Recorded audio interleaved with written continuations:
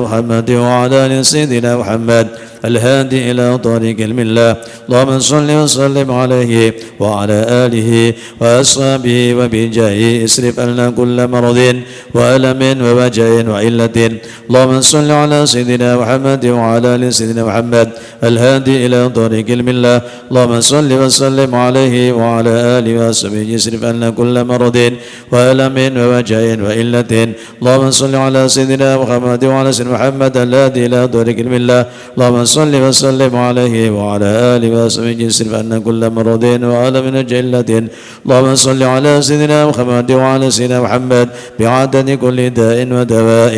اللهم صل على سيدنا محمد وعلى سيدنا محمد بعدد كل داء ودواء. اللهم صل على سيدنا محمد وعلى سيدنا محمد بعدد كل داء ودواء. الله الكافي ربنا الكافي قصدنا الكافي وجدنا الكافي لكل كافي كفنا الكافي ونعم الكافي الحمد لله. الله الكافي ربنا الكافي قصدنا الكافي وجدنا الكافي لكل كافي كفنا الكافي ونعم الكافي الحمد لله. الله الكافي ربنا الكافي قصدنا الكافي وجدنا الكافي لكل كافي كفنا الكافي ونعم الكافي الحمد لله. لخمسة نضفي بها حر الوباء الحاتمة المصطفى والمرتضى ابناهما وفاطمة المصطفى والمرتضى ابناهما وفاطمة لخمسة نضفي بها حر الوباء الحاتمة المصطفى والمرتضى ابناهما وفاطمة المصطفى والمرتضى ابناهما وفاطمة. يا الله بها يا الله بها يا الله بحسن الخاتمة. يا الله بها يا الله بها يا الله بحسن الخاتمة. يا الله بها الله بها يا الله بحسن الخاتمة. أعوذ بالله من الشيطان الرجيم. بسم الله الرحمن الرحيم. الحمد لله رب العالمين. اللهم صل على سيدنا محمد وعلى سيدنا محمد. اللهم لك الحمد وإليك المستكى وأنت المستعان ولا حول ولا قوة إلا بالله العظيم. اللهم سلمنا والمسلمين وعافنا والمؤمنين. سلمنا من آفات الدنيا وعذاب الآخرة وبنا دماء بلد ما قرنا إنك على كل شيء قدير. ربنا آتنا في الدنيا حسنة وقنا عذاب النار. صلى الله عليه وسلم محمد وسلم. الحمد لله رب العالمين.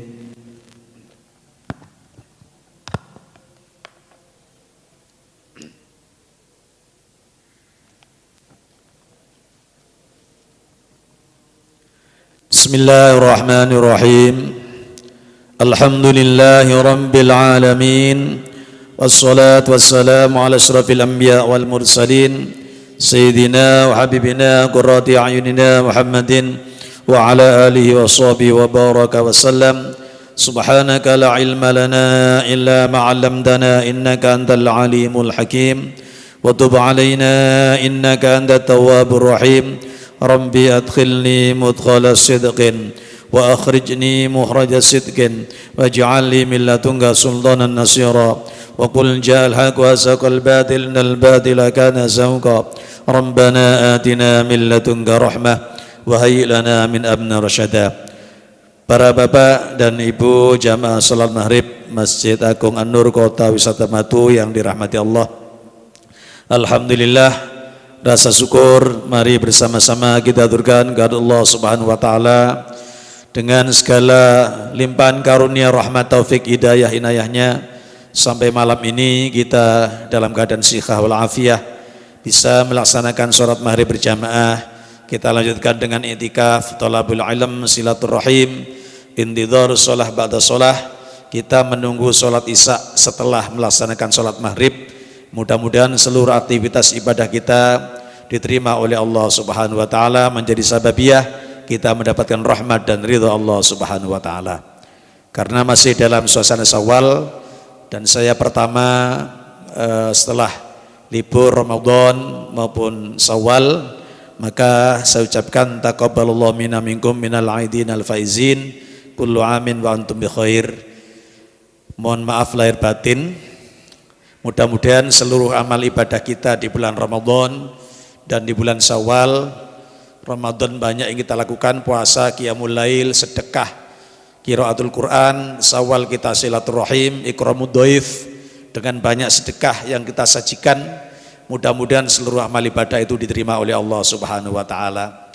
Minal aidin, kita dikembalikan oleh Allah Subhanahu wa taala sebagaimana bayi yang baru lahir, suci bersih, tidak ada noda dosa.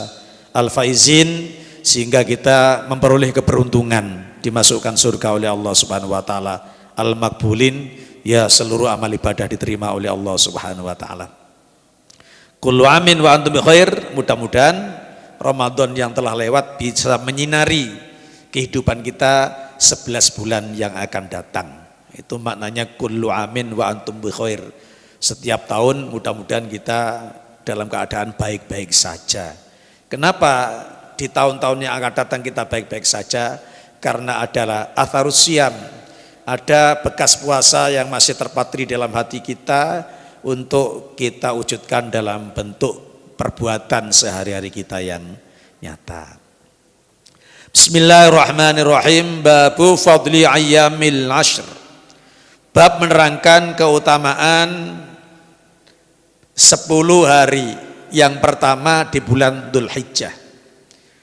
Jadi kalau kemarin di akhir bulan Ramadan kita kenal dengan istilah asyarul awakhir, 10 malam terakhir di bulan Ramadan, di mana kita dan dicontohkan oleh baginda Rasulullah SAW untuk cancut tali wondo bersungguh-sungguh qiyamul lail, khususnya di witirnya, di ganjilnya, dalam rangka menggapai Lailatul Qadar. Maka nanti di bulan yang dimulakan Allah, yaitu bulan Dzulhijjah, ada kita kenal lagi istilah Asyari Dzulhijjah. Jadi 10 malam terakhir di bulan Ramadan itu ada keutamaan. Nanti Asyari Dzulhijjah, 10 hari pertama di bulan Dzulhijjah, itu juga ada keutamaan. Jadi kalau di bulan Ramadan itu adalah kita mengejar Lailatul Qadar, termasuk menaikkan tensi grafik ubudiyah kita kepada Allah Subhanahu wa taala di bulan Ramadan. Maka nanti Syawal itu bulan peningkatan, seharusnya ibadahnya juga meningkat. Makanya pengajiannya ditutup, dibuka lagi. Nah, kemudian nanti bulan setelah Syawal, ya, Dzulqa'dah, juga bulan Muharram tuh, Ashurul Hurum, ibadahnya harus meningkat. Spesial di bulan Dzulhijjah ada kita kenal dengan ayyamil ashar, 10 hari bulan Dzulhijjah, di mana salah satu keutamaan amal ibadah di hari itu merupakan amal ibadah yang terbaik di sisi Allah Subhanahu wa taala, tidak ada yang membandingi.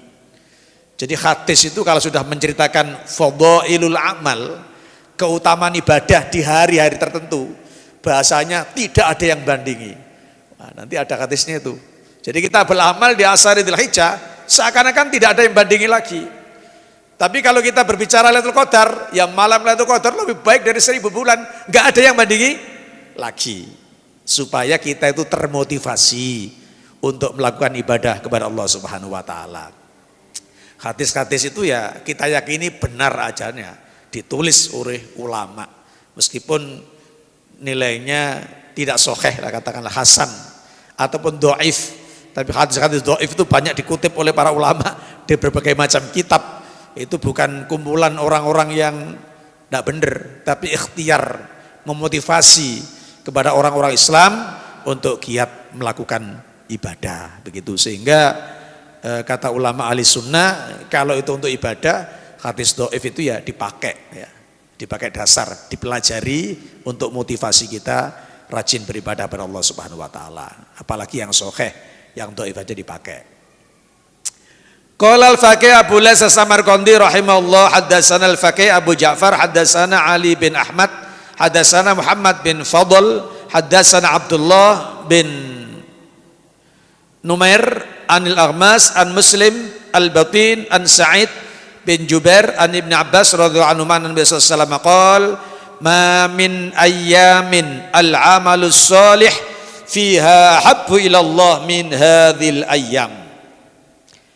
Kata baginda Rasulullah SAW, hadis yang disampaikan oleh sahabat Abdullah bin Abbas atau kita kenal dengan Ibnu Abbas, Rasulullah mengatakan tidak ada satu hari al-amalus sholih di mana amal kebaikan fiha di dalam hari itu ahabbu ilallah, lebih dicintai oleh Allah Subhanahu wa taala min hadhil ayyam, daripada hari-hari itu.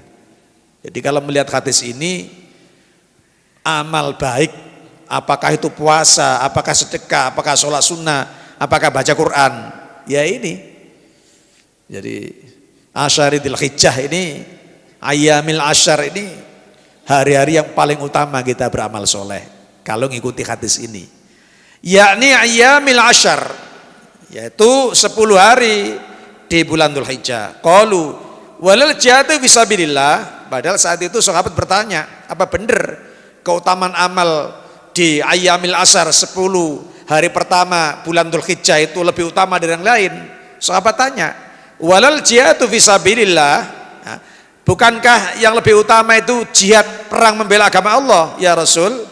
Qala, Rasulullah menjawab, walal jihadu fisabilillah, tidak jihad membela agama Allah. Jadi masih lebih utama kita berbuat baik di Asyari Dzul Hijjah dibandingkan dengan jihad fisabilillah. Illa rajulun kharaja bi nafsi wa malih falam yarji min dzalika bi syai'in. Kecuali ada orang berangkat perang membela agama Allah, situasinya memang situasi perang, sehingga perang itu perintah Allah, bukan perintah hawa nafsunya, dan dia perangnya karena Allah, bukan karena harta benda, bukan karena rampasan perang, bukan karena mendapatkan wanita yang cantik, tapi perangnya memang jihad fisabilillah.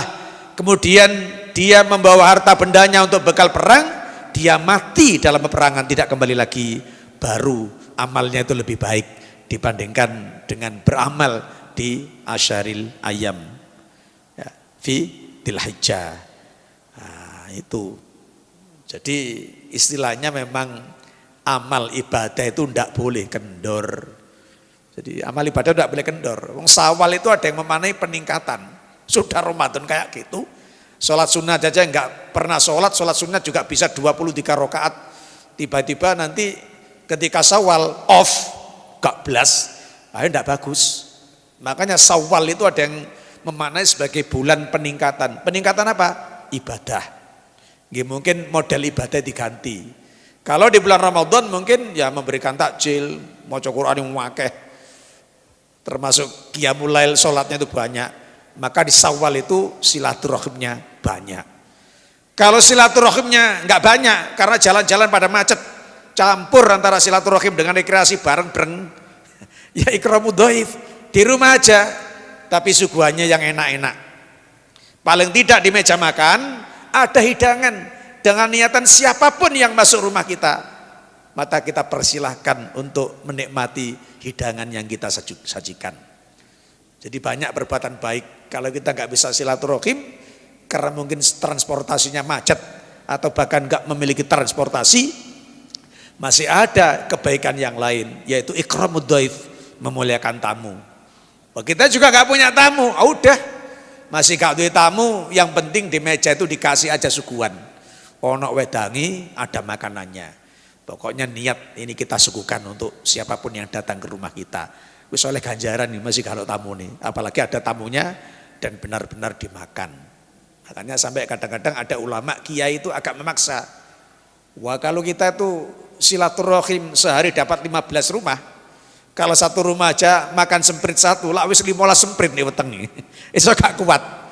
Tapi kadang-kadang ada orang-orang alim ya agak memaksa dikit. Jadi tempatnya itu dipegang, diedarkan kepada tamu-tamunya. Monggo, dipaksa kita mengambil. Lek sing ngono iku wis golek sing paling cilik, wong wetenge wis kebak. Ya, yang penting kita menggembirakan orang yang mensuguhkan, itu juga dapat pahala. Nyenengno wong oleh ganjaran, termasuk mangan jajan niku wong sing di omah seneng. Lah kecuali kadang-kadang wonge jajane mek titik, nggo dayo arek cilik, jajane dintekno, kadang-kadang ngenes. Waduh iki nyen arek cilik. Dintekno jajane. Tapi jarang. Rata-rata kalau jajannya habis, itu orang itu seneng mau makan jajan yang dihidangkan, rata-rata seneng. Lah menyenangkan orang juga ibadah. Jadi silaturahim itu dapat pahalanya silaturahim, kita makan hidangan yang dihidangkan oleh tuan rumah juga ibadah. Yang tuan rumah itu di samping mensuguhkan materi ya berupa makanan-makanan, ya juga menerima tamu dengan dengan ajerirai ya, dengan bastotul wajhi, dengan muka yang senang ya, dengan muka yang ceria, dengan muka yang membahagiakan orang yang mengunjungi, itu pun juga sebagai ibadah. Pun wasul dan kitab malih. Jadi beramal pada 10 hari Dzulhijjah itu sangat utama ya. Bahkan dibandingkan dengan jihad kata Rasulullah, kecuali orang berangkat jihad tidak pulang, mati ketika berperang membela agama Allah. Iki perang temenanan ya. Perang temenanan ya memang kita ditantang orang kafir untuk perang. Jangan Indonesia yang negara damai itu kita membuat perang-perangan. Ya jangan. Damai itu lebih enak daripada masa perang. Ya, jangan diadakan perang-perangan, jangan. Kalau orang non muslimnya tidak nantang perang ya tidak usah, ya damai saja itu lebih baik daripada berperang. Sebagaimana juga lama Nabi itu ketika sudah Fathul Makkah juga berdamai dengan orang-orang lain. Meskipun non muslim apakah Yahudi apakah Nasrani, Nabi juga damai. Jadi damai itulah yang sebenarnya seharusnya kita contoh. Ora perang ya, apalagi di saat-saat begini sudah ngejak gelut, itu wong sing putus asa. Dikira perang itu lebih enak daripada damai. Itu ketara lek angel golek penggawean. Dadi kepengine perang, dikira perang itu enak. Qala al-Faqih rahimahullah hadatsana al-Faqih Abu Ja'far hadatsana Muhammad bin Ukail hadatsana Muhammad bin Mikhlad bin Khalid hadatsana Yahya bin Abi Katsir hadatsana Abdus Salam bin Sulaiman an Marzuqin an Abi Zubair an Jabir bin Abdullah radhiyallahu anhu qala Rasulullah ma min ayyamin ahabbu ilallah wa afdalu min ayyamil ashar. Apa kata Rasulullah? Tidak ada hari yang lebih dicintai oleh Allah Subhanahu wa taala wa afdalu dan lebih utama min ayyamil ashar daripada 10 hari di bulan Dzulhijjah. Lah memang ngaji ini pas Dzulhijjah, menjelang Dzulhijjah. Ini sebenarnya babnya puasa, tapi leposane wis mari. Saya loncati asal Dzulhijjah supaya tidak kehilangan momen. Nanti kalau bulan Sa'ban lah baru bab puasa dibaca. Nah, niki. Jadi nanti supaya kita termasuk sunnahnya tidak memotong rambut, tidak menggunting rambut, tidak memotong kuku. Itu sunnah-sunnah Dzulhijjah itu kita perhatikan khususnya bagi orang yang mau berkurban. Ya sebenarnya gak usah tanyakan apa sih kok gak oleh ngono-ngono. Ya gak usah, itu perintah Kanjeng Nabi disunahkan begitu-begitu. Cuma lek dicari dalil aklinya, oh memang ibadah itu kan kabeh semua perbuatan ibadah itu kan akan ditimbang amalnya tuh. Mungkin rambutnya dawa berarti ya timbangannya luwih antep, kukune dawa ya tambah antep. Tapi kan memotong kuku itu disunahkan pada umumnya khusus. Tapi kalau sudah tanggal 1 di bulan Dzulhijjah jangan dipotong dulu. Nanti nunggu setelah hewan kurban kita disembelih baru kita potong kuku. Rambut kita baru cukur. Kecuali sebelum tanggal 1 ya silahkan. Nah, begitu. Jadi ada sunnah-sunnah juga. Jadi ma min ayamin habu ilallah wa afdalu min ayamil ashar kila wala misluhun fi sabilillah. Bukankah setara dengan sabilillah ya Rasul? Qala wala misluhunna fi sabilillah. Dan tidak sepadan dengan berperang membela agama Allah illa rajulun aqara jawadahu wa afara wajahu wa fi riwayatin ukhra aqara jawadahu wa uhriqa damuhu. Ya, kecuali seorang yang menyembelih kudanya ya, atau kudanya mati dipakai berperang wa afara wajahu, atau dia menutup wajahnya ya. Dalam riwayat lain ya, jadi orang yang menyembelih kudanya wa horiqotamu kemudian sampai darahnya itu mengalir, artinya orang-orang yang kurban itu ya, orang-orang yang kurban atau orang yang kendaraannya mati membela agama Allah. Jadi perang itu sak kendaraane wonge mati pisan, kendaraane mati pisan. Wah, iki jadi wajah itu bi amwalikum wa amsikum atau bi amwalihim wa anfusihim. Jadi jihad dengan amwal dan dirinya. Jadi anfus dengan amwal dan anfus. Jadi kalau harta bendanya katut, awake katut, wah itu jihad yang luar biasa, nggak ada bandingannya itu. Lesek balik macam-macam, ya lebih baik beramal di ayamil ashar. Tapi karena kita itu tidak masa perang, tidak usah arep-arep perang, ya kita beramal baik saja. Ya, jadi nanti ketika sudah masuk tanggal 1 Dzulhijjah, ya banyak sedekah, banyak baca Quran, nanti ada ajarannya, banyak takbir, tahlil, tahmid, seperti itu. Loh, bukannya disunahkan nanti ketika sudah tanggal 10. Nah, ya diutamakan muakkad lagi tanggal 10. Seandainya tanggal 1 takbiran, tasbih tidak apa-apa. Misalkan wiritan biasanya 30 telu. Nah, berhubung iki Dzulhijjah, wah diganti 99, tasbih 99, tahmid 99, kemudian takbir 99. Tapi kalau jadi imam ya jangan. Kecuali sudah sepakat dengan makmumnya. Jadi imam tidak boleh memberatkan makmum. Intinya begitu. Makanya sholat pun tidak boleh lama-lama. Karena di belakangnya ada yang sepuh, ada yang anak-anak, ada orang yang memiliki kepentingan. Begitulah sabda baginda Rasulullah SAW. Kenapa imam tidak boleh lama-lama? Ya karena di belakangnya ada orang sepuh, ada anak-anak, juga ada orang yang memiliki kepentingan. Jadi imam tidak boleh lama-lama. Sholat sendiri, sakarep mau ngatamno Quran, sakarep. Kalau sholat sendiri. Qala al-Fakhir radhiyallahu an hadatsana Abi rahimallahu hadatsana Muhammad bin Ghalib bi isnadi an Atha an ummil mu'minin Aisyah radhiyallahu anha anna saban kana sahibu sama'in wa kana idza ahalla hilalu dzulhijjah asbaha shaiman fartafa'a al-hadis ila Nabi sallallahu alaihi wasallam.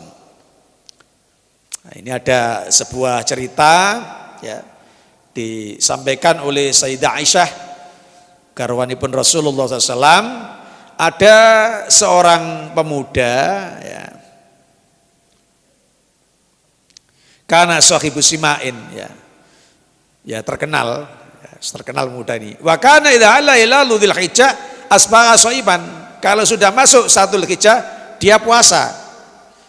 Fartafa'al hadis ila Nabi SAW. Akhirnya pemuda yang terkenal yang puasa saat tanggal 1 Dzulhijjah itu dilaporkan kepada baginda Rasulullah Muhammad sallallahu alaihi wasallam. Fa arsala ilaihi, lantas Rasulullah mengutus ya kepada pemuda itu, fada'ahu, maka Rasulullah mengundang pemuda itu, faqala ma yahmiluka ala syamin ayam. Apa yang membuat kamu mau puasa di tanggal 1 Dzulhijjah itu? Qala bi abi anta wa ummi, demi abahku engkau ya Rasul, demi ibuku ya Rasulullah, innaha ayyamul musyair wa ayyamul hajj. Karena bulan Dzulhijjah itu adalah bulan keagungan. Masyair itu maknanya keagungan Allah. Wa ayyamul hajj, dan bulan haji. Asallahu ayyusyrikani fi du'aihim. Ya, mudah-mudahan dengan saya berpuasa tanggal 1 Dzulhijjah itu Allah Subhanahu wa taala berkenan mengikutkan saya, bersyirikat itu mengumpulkan saya di dalam doa-doanya orang yang pergi haji di Arafah. Nah, pemuda itu luar biasa. Apa kok poso? Kan ini bulan yang agung. Ini kan bulan haji. Barangkali dengan saya berpuasa nanti saya mendapatkan doanya orang-orang yang berkumpul di Arafah itu. Mandi itu seperti itu. Qol dawuh Kanjeng Nabi, fa innalaka bikulli yaumin tasumuhu adla mi'ati raqabatin wa amid badanatin wa mi'ati farasin tahmilu 'alaiha fi sabilillah. Ya. Karena anak ini mengatakan kepingin dapat pahalanya orang yang melakukan ibadah haji, akhirnya disampaikan oleh baginda Rasulullah Muhammad SAW, kalau seperti itu kamu setiap hari yang puasa di bulan Dzulhijjah itu dapat pahalanya sebanding dengan memerdekakan 1000 budak, sebanding dengan sedekah onta yang hamil, badannya atau hamil, sebanding dengan sedekah 1000 kuda, ya, yang semuanya kau peruntukkan di jalan Allah Subhanahu wa taala. Artinya poso di bulan Dzulhijjah itu pahalanya besar sekali. Yang paling populer, yang paling sahih ya puasa Arafah. Ya. Ya, biasanya orang haji tidak disunahkan karena melakukan wukuf itu sudah sesuatu yang berat. Makanya nggak ada orang haji yang puasa Arafah itu. Ya wis mangan ae. Yang penting wukuf, zikir, mari ba'da zawal sampai huruf. Nggak boleh tidur, tapi kadang-kadang ya tidur deh. Makanya kadang-kadang bencana-bencana itu membawa hikmah tersendiri. Kemarin itu pas kita haji, wis ngantuk, mari-mari lohor sampai jam 3, sudah kita beritahu. Kalau pagi Pak silakan tidur, jam 9 tidur, jam 8 nyampe di Arafah itu tidur. Nanti setelah sholat zuhur jangan tidur sampai huruf. Tapi capek karena panas, juga sudah habis makan siang, wetenge wareg, panas, ngantuk. Bareng ngantuk jam 3 ada angin ribut. Itulah hikmah yang diberikan oleh Allah Subhanahu wa taala. Karena ada badai, ada petir, kita yang ngantuk nggak jadi ngantuk, jadinya baca tasbih, jadinya baca istighfar. Itulah cara Allah ya, supaya kita itu istiqomah ibadah itu gimana? Allah memiliki cara tersendiri. Seandainya kanok badai, kanok petir, turu wong kesel wisan. Tapi berhubung tendo kate rubuh sampai nggak jadi tendo. Zaman yang dulu ya. Rata-rata sekarang kalau waktu Arafah itu mesti ada petir atau ada hujan atau ada angin ribut. Ya. Pengalaman kita seperti itu. Kecuali 2007 aja. Mesti seperti itu. Beberapa kali, lebih dari 3 kali. Nah, itu justru membangkitkan kita untuk zikir kepada Allah Subhanahu wa taala. Lek cara maca Quran kesel, paling ndak astagfirullahaladzim. La haula wala quwata illa billah. Apa sing iso diwaca kalimat thayyibah itu sama kita akhirnya hati kita tuh ingat pada Allah karena ada sesuatu yang menakutkan itu. Jadi karena ada sesuatu yang menakutkan itu menyebabkan kita jadi ingat pada Allah Subhanahu wa taala.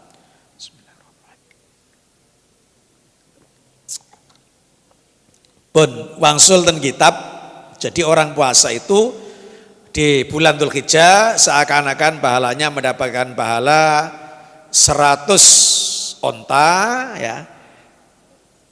100 memerdekakan 100 memerdekakan budak, 100 onta, 100 kuda yang semuanya dicariakan sabilillah, bukan 1000 ya, mi'ah, punten. Niki intine ganjarane gede banget ngoten mawon pun. Jadi puasa di bulan Dzulhijjah itu gede banget. Mudah-mudahan kita ditakdirkan untuk bisa puasa. Paling enggak nggih Arafah kali tarbiyah. Paling enggak Arafah kali tarbiyah. Lek semua di tanggal 1 bagus. Monggo. Duka nggih kula napa kuat mulai tanggal 1 napa dijukuk Arafah tok apa Arafah kali tarbiyah. Mungkin monggo sami-sami ikhtiar. Fa idza kana yaumut tarwiyah falaka fi adlu alfi raqabatin wa alfi badana wa alfi farasin. Nah, itu tadi kalau tanggal 1 sampai tanggal 8 seakan-akan seperti kita itu memerdekakan 100 budak, sedekah 100 onta hamil, sedekah 100 kuda fisabilillah. Kalau puasa tarwiyah bagaimana? Seakan-akan ya adlu alfi raqabatin, seakan-akan kita memerdekakan 1000 budak, 1000 onta yang hamil, 1000 kuda. Pahalanya meningkat ketika melaksanakan puasa tarwiyah fisabilillah semuanya. Fa idza kana yaum Arafah, ketika kita melaksanakan puasa Arafah, falaka biya adlu alfai raqabatin wa alfai badatin wa alfai farasin. Pahalanya seakan-akan jadi memerdekakan 2000 budak, sedekah 2000 unta hamil, sedekah 2000 kuda. Jadi Arafah itu puncak puasa, pahalanya yang paling besar. Nah, niki lek bulan Dzul Hijjah, mangke lek wis bulan Muharram, wah gede maneh. Ndak ada puasa sunnah yang terbesar kecuali puasa Muharram. Gitu nanti hadisnya itu. Paling gede ganjarannya puasa Muharram. Karena kita bahas Dzulhijjah, puasa Arafah ku sing paling gede. Seakan-akan oleh ganjaran merdeka 2000 budak, sedekah untuk meteng 2000, sedekah jaran 2000. Semuanya sabilillah. Wa huwa siyamu sanataini, sanatan qablaha wa sanatan ba'daha. Dan pahala puasa Arafah itu seakan-akan orang puasa 2 tahun. Setahun sebelumnya dan setahun sesudahnya. Hadis ini tentang fadhailul a'mal. Sing penting awake dhewe intine dikokon poso. Ojo digeger masalah riwayati, jangan. Yang jelas kita yakin kalau ulama menulis dan itu termaktub dalam beberapa kitab, berarti ya keinginannya itu supaya kita melakukan puasa Arafah karena pahalanya begitu besar. Nanti kalau kita itu sudah ikhlas tingkat tinggi, sudah puasanya itu gak karena kepingin oleh ganjaran merdekano 2000 budak, kepingin sedekah untuk meteng 2000, kepingin sedekah 2000 kuda, enggak seperti itu. Tetap aja puasane lillahi ta'ala, hanya ingin mendapatkan ridho Allah. Coba oleh Rasulullah kita dimotivasi dengan hadis-hadis fadhailul a'mal. Termasuk koncone dhewe niku punya kitab yang namanya Fadhailul A'mal, yang di situ menceritakan tentang keutamaan melakukan ibadah, termasuk keutamaan dakwah door to door gitu. Mungkin ada di kitab itu, enggak khatam saya, cuma punya aja kitabnya ngoten. Wa ruya fi riwayatin ukhra anna qala sallallahu alaihi wasallam ya'dilu saumu yaumi Arafah bi saumi sanatain wa ya'dilu saumu Asyura bi saumi sanatin. Niki riwayat nggih. Wa fi riwayatin ukhra, disebutkan dalam satu riwayat, rawinya siapa? Enggak disebutkan namanya. Sehingga mungkin perawi hadis itu mendengarkan hadis tapi tidak jelas siapa yang meriwayatkan. Ya ini bukan berarti perawi membuat hadis, bukan. Ya karena pernah mendengar daripada sahabat di atasnya. Jadi kalau puasa Arafah itu sebanding dengan puasa 2 tahun, setahun sebelumnya dan setahun sesudahnya pahalanya. Kalau puasa Syura nanti sebanding dengan puasa setahun. Ya, puasa setahun, tapi nanti ada diampuni dosa setahun dan sesudahnya itu. Jadi masing-masing yang jelas memiliki keutamaan yang sayang kalau kita tinggalkan. Lek mboten udzur syar'i, mboten bepergian, monggo sareng-sareng nglampahi poso. Apakah mulai tanggal 1 sampai 9 atau kita tanggal 9 saja Dzulhijjah atau kita tambah tarwiyah pada tanggal 8, monggo. Bagi yang tidak tindak haji, sing tidak haji pun ngamalno menapak tilasi sunnah Rasulullah niku pun ganjarane gede. Panjenengan tarwiyah ganjarane gede. Langsung nang Arafah di kono wukuf ganjarane wis gede. Masih gak poso sudah dapat pahala yang luar biasa. Bahkan diterangkan dalam kitab Ihya, dosa yang paling besar itu kalau orang sudah wukuf merasa kok dosanya belum diampuni. Dadi lek rumangsa wis wukuf ya kudu ngrasa lek dosane wis disepuro. Enggak boleh orang setelah wukuf wis rumangsa dosane akeh, enggak boleh. Harus rumangsa gak duwe dosa. Lek wis gak duwe dosa, aja kulaan dosa maneh ngoten lho. Lek mari wukuf di Arafah gak duwe dosa, aja kulaan dosa maneh, wis gak duwe dosa kok kulaan maneh.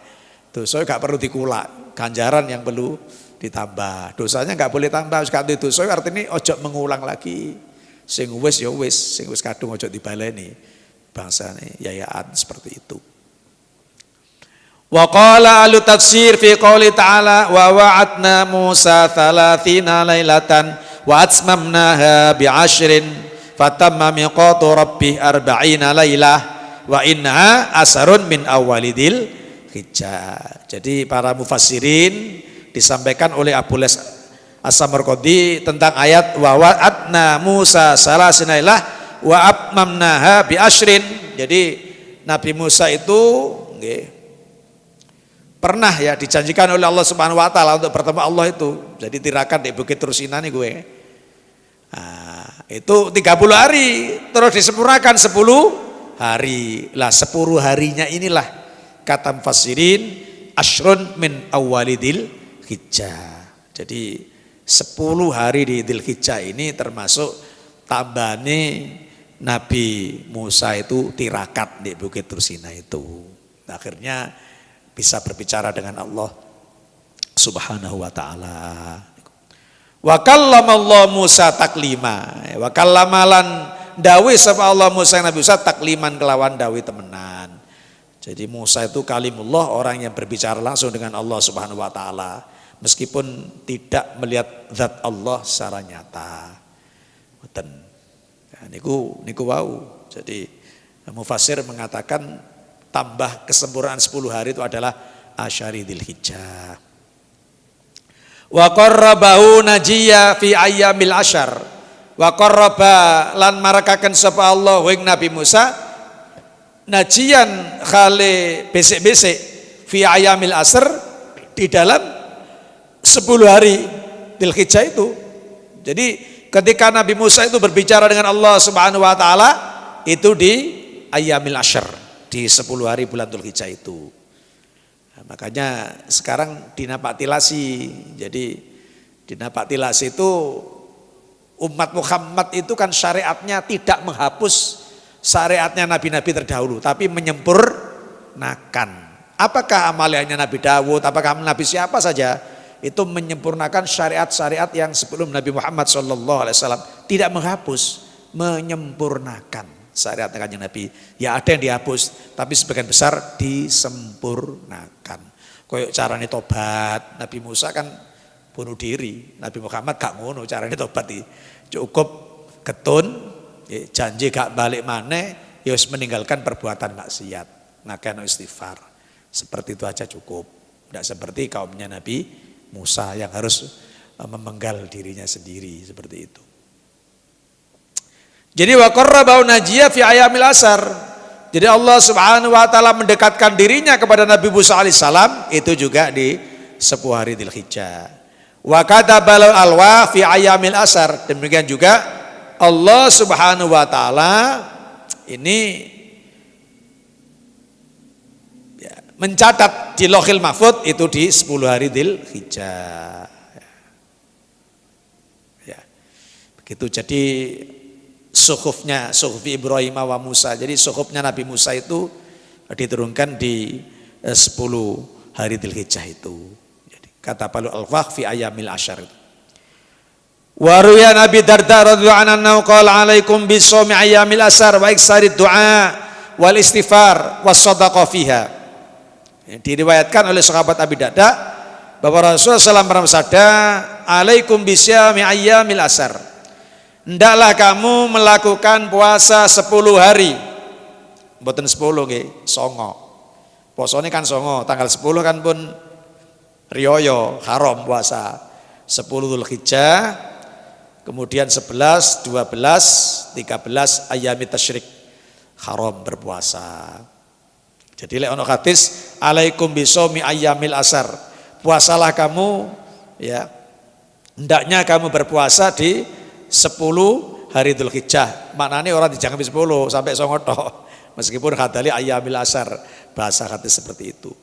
Wa iktsari du'a, di samping asar Dzulhijjah itu amalannya adalah puasa. Baik tanggal 1 sampai tanggal 9 atau 8 9 atau 9 saja, ya. Yang kedua, amalnya adalah iktharud du'a. Kita memperbanyak berdoa kepada Allah Subhanahu wa taala. Sedonga apa diwaca kabeh. Doa-doa dalam Al-Qur'an yang dipanjatkan oleh Kanjeng Nabi Muhammad, misalnya hasbunallah wa ni'mal wakil, itu dungane Nabi Muhammad, dungane Nabi Ibrahim alaihissalam.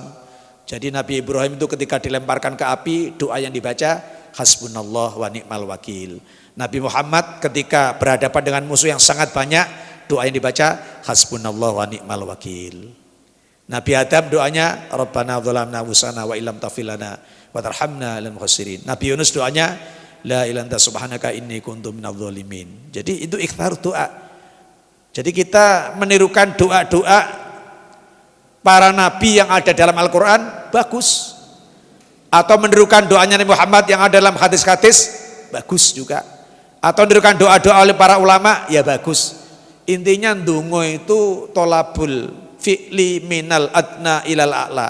Perintah dari hamba ke Allah itu namanya doa. Kalau perintah dari Allah ke hamba namanya amar. Secara usul fikih seperti itu. Jadi seharusnya kita berdoa pada Allah itu sakjane yang perintah pangeran. Ya Allah turunkanlah hujan, kan perintah pangeran. Ya Allah berikanlah kita rezeki, perintah pangeran kongkon maringi rezeki. Tapi bahasa akhlaknya itu dinamakan doa. Karena kita perintah Allah itu sama dengan minta pada Allah, itu namanya doa. Ya kalau Allah ke kita namanya amar, namanya perintah. Bun, iki dilengajaken minggu depan. Mudah-mudahan nanti kita ketemu dengan Asyari Dzulhijjah, di mana kalau berbuat baik, kita puasa, kita doa, kita istighfar, sedekah, itu amaliannya lebih baik daripada jihad fisabilillah. Mudah-mudahan menjadi ilmu yang manfaat, mudah-mudahan menjadi ilmu yang berkah. Kita diberikan istiqomah di dalam kita thalabul ilm, i'tikaf, intidharus shalah ba'da shalah, sehingga betapapun kecilnya amal ibadah kita mudah-mudahan menjadi sababiyah kita mendapatkan rahmat dan ridha Allah Subhanahu wa taala. A'udzubillahi minasyaitonir rajim. Bismillahirrahmanirrahim. Alhamdulillahirabbil alamin. Allahumma shalli ala sayyidina Muhammad. Allahumma aghnina bil ilmi wa zina bil hilmi wa akrimna bit taqwa jamilna bil afiyah. Allahumma sallimna wa sallim man ma'ana waghfatna wa fat man ma'ana wa ballighna balligh man ma'ana. Sallimna wal muslimin sallimna min afati dunya adzabil akhirah fitnati ma balidima innaka ala kulli syai'in qadir. Rabbana atina fid dunya hasanah wa fil akhirati wa qina adzabannar. Sallallahu alaihi Muhammadin wa sahbihi wa baraka wasallam. Walhamdulillahi rabbil alamin. Bismillahirrahmanirrahim. Subhanaka Allahumma wa bihamdika asyhadu an la ilaha illa anta astaghfiruka wa atubu ilaik. Assalamualaikum